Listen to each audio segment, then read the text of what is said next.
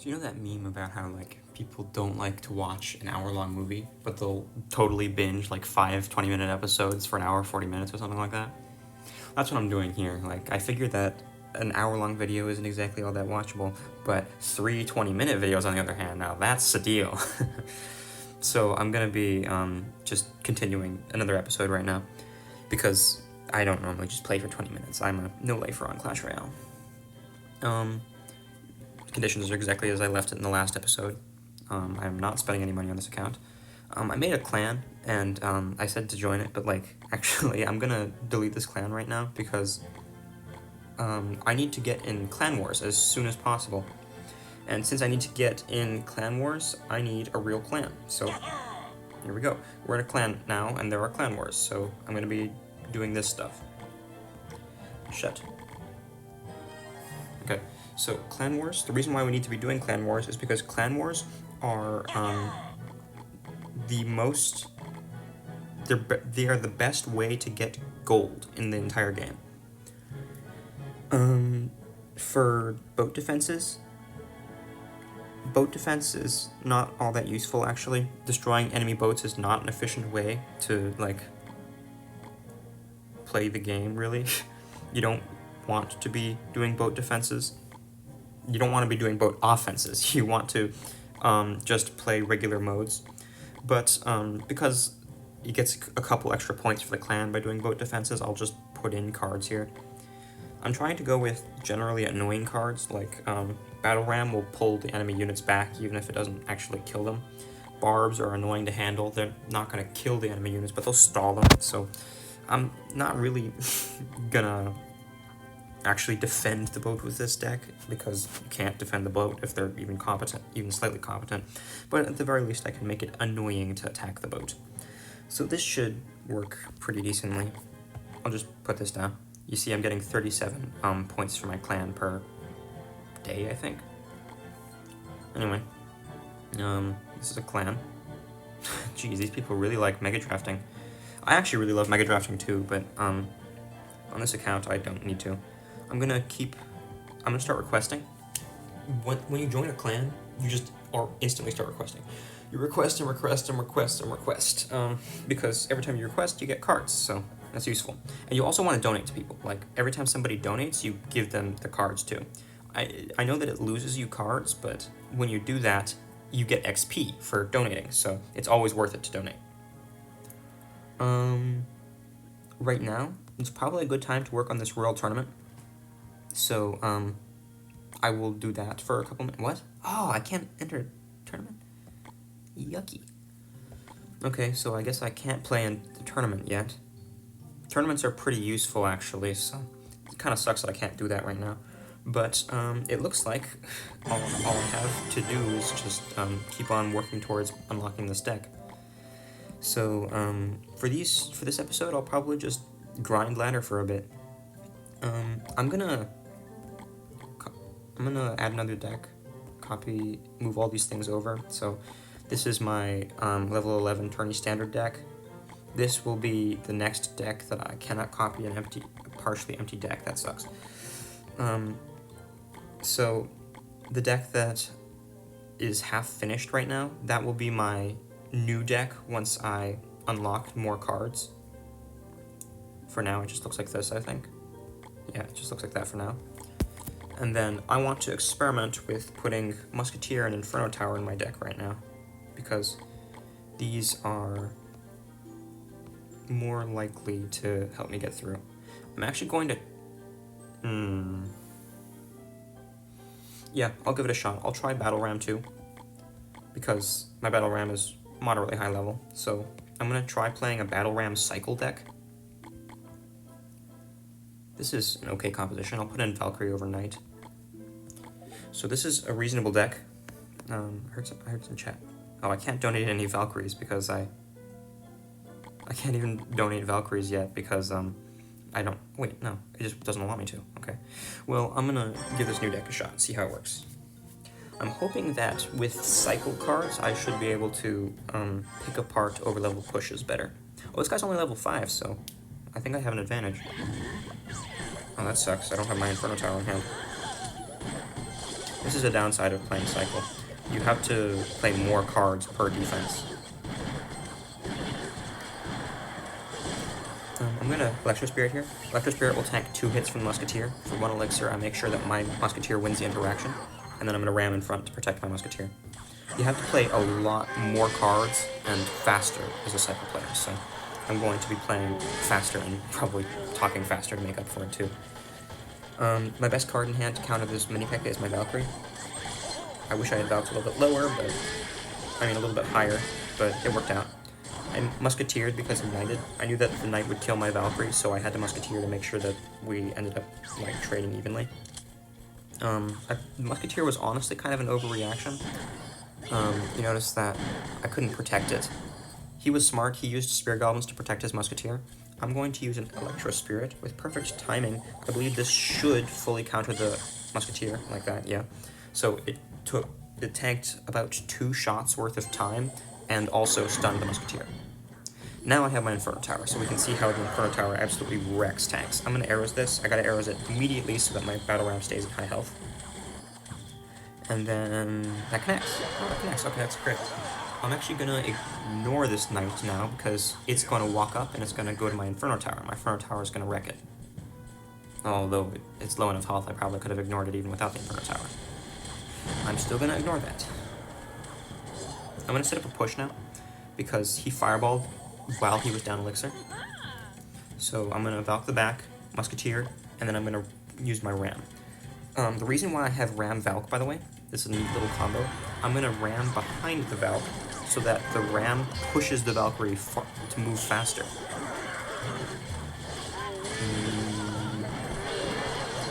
All arrows and then E-Spirit. I think I might have played that one. Oh, it didn't matter. Okay, so I defended. He did not defend. Looking good right now. Oh, Musketeer. Oh, that sucks. His mini P.E.K.K.A is supposed to one-shot my Musketeer, but it doesn't because he's too low level. Okay, I'll Fireball arrows that.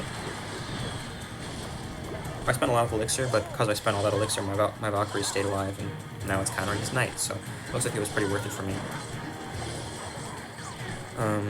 I'm Musketeer for his minions. Technically I didn't have to respond, but I'm playing more correctly right now because I'm used to playing cycles, so I don't mind playing correctly. I'm going to Valk for his Musketeer. You notice I played Skelly's E-Spirit for his mini P.E.K.K.A. I played the Skelly's to pull the mini P.E.K.K.A away from the Musketeer, and I played the E-Spirit to pull it even further into the range of my Musketeer so it would kill it.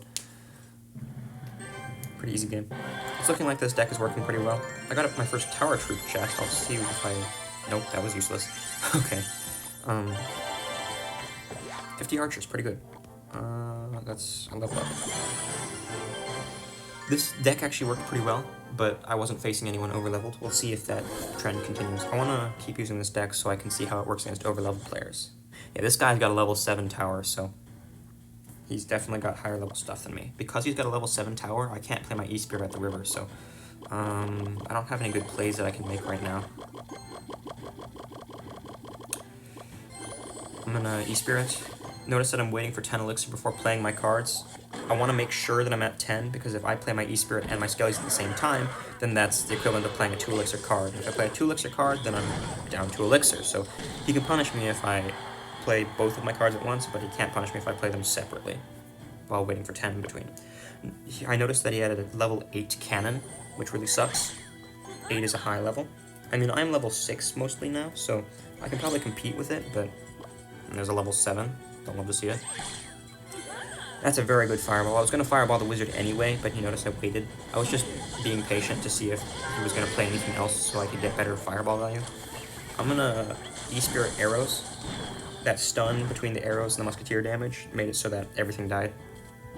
I'm going to let the Musketeer walk up. He has to play something on the Musketeer, so I'm going to battle ram opposite lane. So now he has to play 2 things, one in each lane.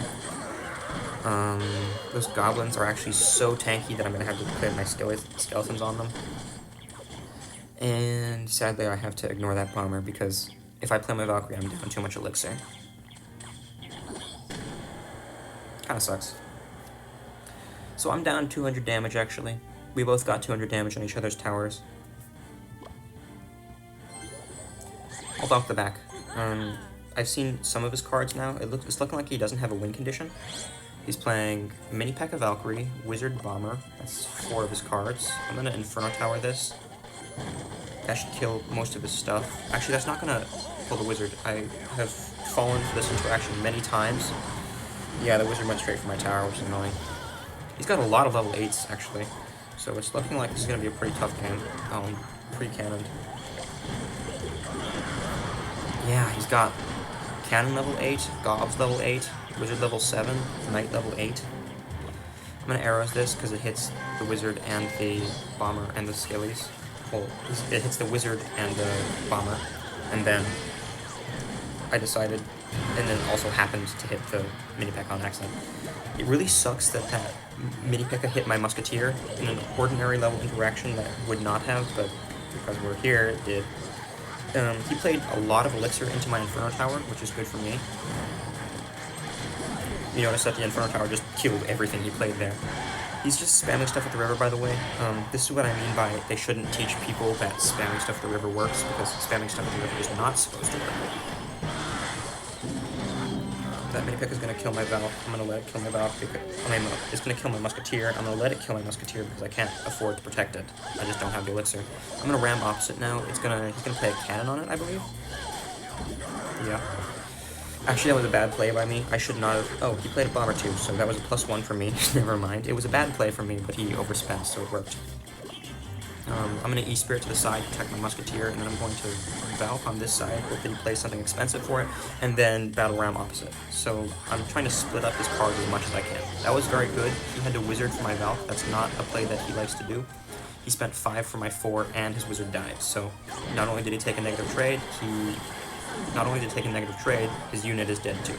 I'm going to use my Battle Ram to kite these Goblins to the opposite lane right now, because I can't really engage the Goblins in a direct fight because they're such a high level. If I try to do that, it's not going to work for me. Oh wow, the Musketeer sniped that. I guess I didn't have to arrows, but I didn't know that it was going to snipe. Technically my fault. Does the dog one-shot? Okay, it does. It still does one-shot these Gobs. I'm going to Battle Ram, cover my Fireball for his cannon. As soon as I stopped hovering my Fireball, he played it. The reason I was going to hover my Fireball is because it would kill it faster, and when it kills it faster, he wouldn't get any damage out of it. I'm still down damage, by the way. I don't know how I haven't gotten any damage, but he's been down Elixir so many times. He's in a bad situation right now. He had to play that cannon when he had no Elixir left, so I'm gonna go in, like, immediately. Arrows his stuff. He played a Wizard in the opposite lane. That's terrible for him. I'm finally up damage, and my Musketeer killed his Wizard, which is good for me. I'm going to Fireball this tower right now, because it's looking like this is going to go to a tiebreaker, and in tiebreaker, whoever has the most damage wins, so I have more damage, so I win.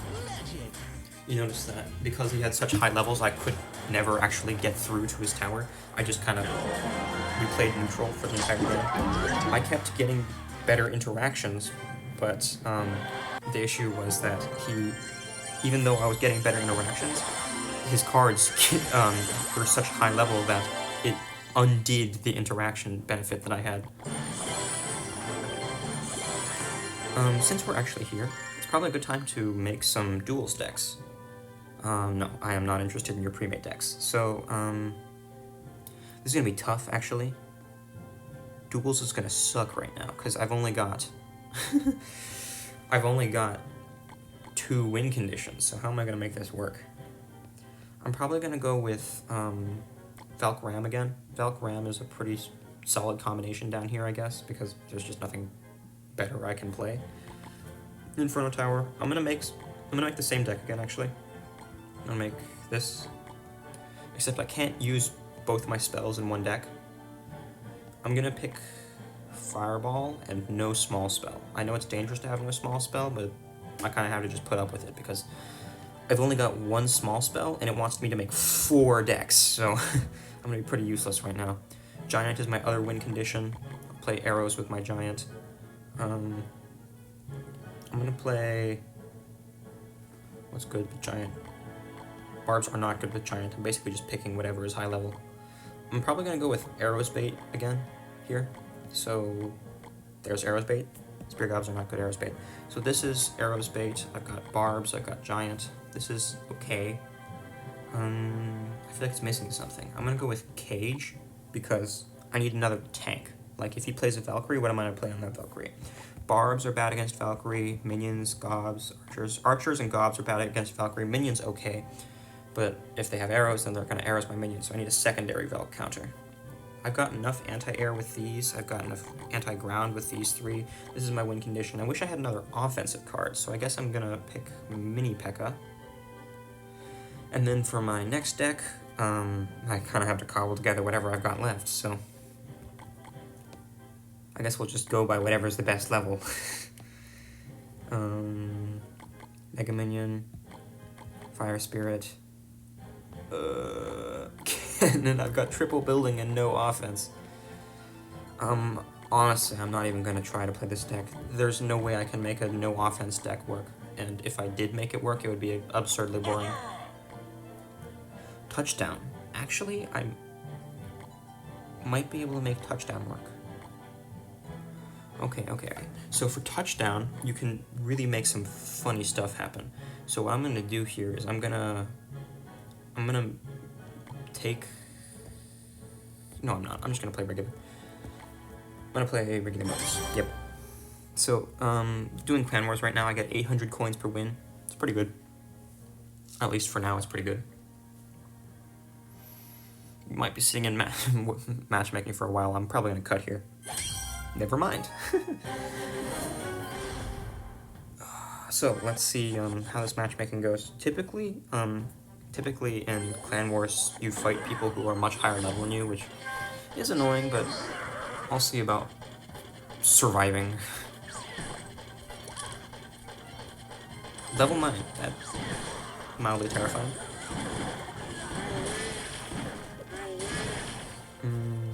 Let's see how this goes.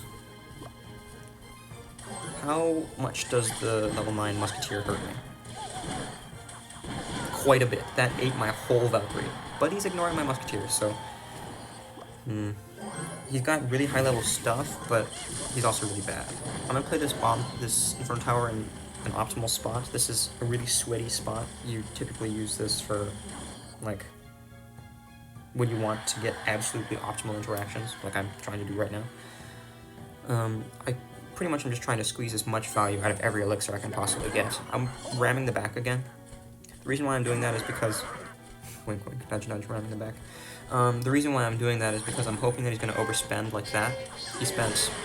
How much is that? 7, 11? He spent 11 elixir. He spent a lot of elixir for my battle round. And I hit all of that with a fireball, which is very nice for me. I'm gonna Spirit here. That tanks 1 hit. Normally that tanks 2 hits, as you've seen before, but since we're playing uneven levels, it only tanks 1 hit. Oh, good, the ram connected. Okay. I was kind of worried that it wasn't going to connect because of his high levels. But, looks like we got a good connection. We're up 800 damage, which is pretty good.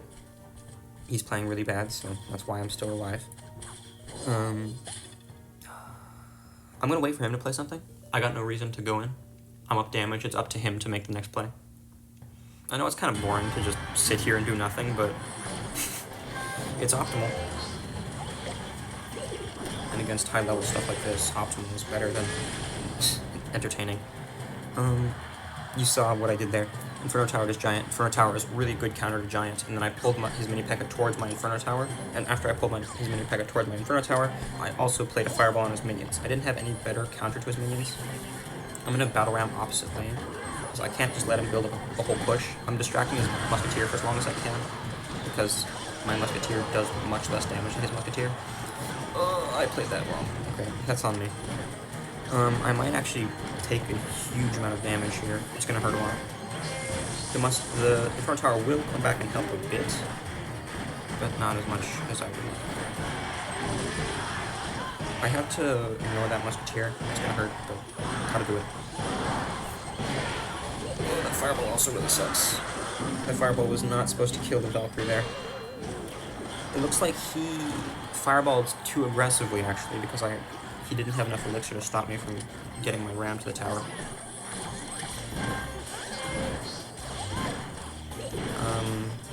Things are working out pretty well. I got an even trade against his Musketeer, which is good for me. Normally it would be a positive trade if he just plays it willy-nilly like that, but because we're playing the level game, then even trade is enough for me. I'm going to fireball this. Yeah, I knew he was going to play something else there. Okay. Musketeer on tower.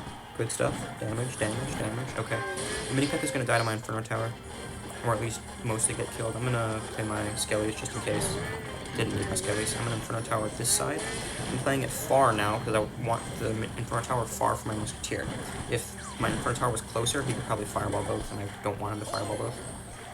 I'm going to fireball this. I'm fireballing behind the Musketeer to knock it forwards.